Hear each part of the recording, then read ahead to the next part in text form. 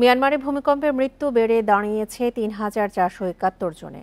Bundle থাকলে প্রতি সেনমানিতে টাকা বাঁচবে। বিকাশ সেনমানি বান্ডেল কিনে জিতুন প্রতি লেনদেনে।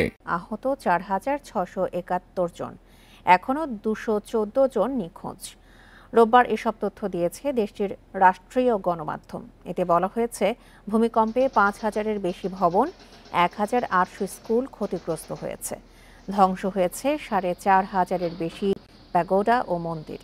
এছাড়া ১৬৭টি হাসপাতাল ও ক্লিনিক, ১৭০টি সেতু এবং ২০০টি বাঁধ ক্ষতিগ্রস্ত হয়েছে। এছাড়া রোববার ভূমিকম্প কবলিত বহু এলাকায় মাঝারি থেকে ভারী বৃষ্টিপাত হয়েছে।